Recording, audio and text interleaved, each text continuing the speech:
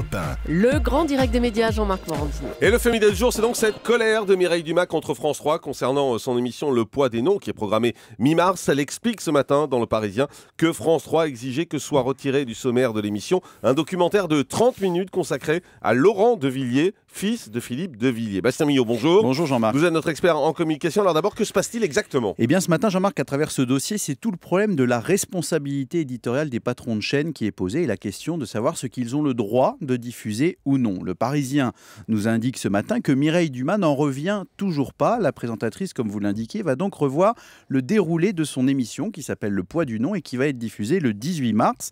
Selon le Parisien, la chaîne France 3 lui a expressément demandé le retrait d'une demi-heure de l'émission qui correspond à la participation du fils de Philippe de Villiers, Laurent, dont on sait qu'il a entamé il y a maintenant 7 ans une procédure judiciaire pour viol contre son frère Guillaume. Et d'après le Parisien, Mireille Dumas aurait été particulièrement surprise et pour le moins agacée par cette intervention. Il la cite, donc ça veut dire qu'elle aurait répondu aux journalistes. Le directeur des programmes m'a appelé le 18 février pour m'en informer de toute ma carrière. Cela ne m'était jamais arrivé. Elle indique donc qu'elle est évidemment, comme vous le disiez, en colère. Dans Le Poids du Nom, elle reçoit des personnes au patronyme célèbre comme Cousteau, Napoléon, Picasso et donc Villiers. On connaît la technique d'interview de Mireille Dumas, plutôt intimiste et précise, et sa capacité depuis des années à recueillir les confessions des personnalités. Dans ce dossier, elle s'était donc intéressée à la reconstruction et à la nouvelle vie de Laurent de Villiers, qui est parti aux États-Unis, où il envisage de changer de nom et de changer de vie. Un reportage, Jean-Marc, que les téléspectateurs ne verront donc jamais. C'est donc cette affaire des fils de Villiers qui semble déranger France 3. Oui, parce que l'affaire en elle-même est particulièrement dure. Les journaux en ont longuement parlé depuis des années. Laurent de Villiers, fils de Philippe de Villiers, accuse son frère aîné Guillaume de l'avoir violé lorsqu'il était encore mineur.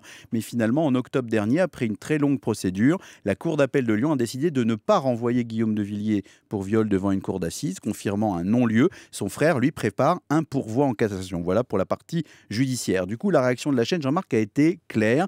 France 3 a indiqué que Laurent de Villiers s'exprimait sur l'affaire judiciaire en cours. Sans contrepoint, il n'était pas possible de diffuser ce documentaire en l'état. Les mots sont précis et la réaction de la chaîne, elle est somme toute assez logique parce que ce que nos auditeurs ne savent peut-être pas, c'est que en cas de litige sur une émission, en cas de procès ou d'attaque judiciaire contre la chaîne, c'est le patron de France Télévisions lui-même, donc en l'occurrence Rémi Fimelin, en tant que directeur de la publication de toutes les chaînes de France Télévisions, qui peut se retrouver devant un juge, être mis en examen. Ça arrive des dizaines de fois par an pour une raison très simple, c'est qu'il faut être tout à fait prudent quand on évoque des affaires judiciaires. Mireille Dumas, de son côté, plaide évidemment sa bonne foi. Elle indique que comme tout projet d'émission, elle avait fait une note d'intention à la chaîne qui aurait donné son accord. Mais le plus dérangeant, ce sont les propos d'un des journalistes de l'émission de Mireille Dumas, Jean-Marc, parce que lui, il accuse carrément la chaîne de censure. Il s'appelle Lionel Bayon. Il indiquait que le 15 février dernier, il avait appelé l'avocat de Guillaume de Villiers pour lui demander si Philippe et Guillaume de Villiers souhaitaient participer au documentaire. Et l'avocat, Maître Varro, a refusé, ajoutant, d'après le journaliste, que Philippe de Villiers appellerait qui de droit pour faire interdire cette émission. Et 3 jours après, la décision de la chaîne est tombée. Donc le journaliste sous-entend une censure. Maître Varro, interrogé, a répliqué en démentant toute menace et en indiquant que pour lui, il s'agissait d'un problème purement interne à la chaîne. Alors, y a-t-il des précédents, d'autres cas où une chaîne est intervenue de cette façon ? Oui, et en regardant dans les archives, notamment de votre blog, j'ai découvert ce matin le cas de la déprogrammation d'un numéro de l'émission Faites entrer l'accusé de France 2 en 2007, qui était consacré à l'affaire Alfred Petit, une affaire d'homicide. Et à l'époque, la chaîne sœur de France 3, France 2, avait justifié cette déprogrammation exactement pour les mêmes raisons, afin de ne pas interférer avec une audience prévisible devant la Cour de cassation.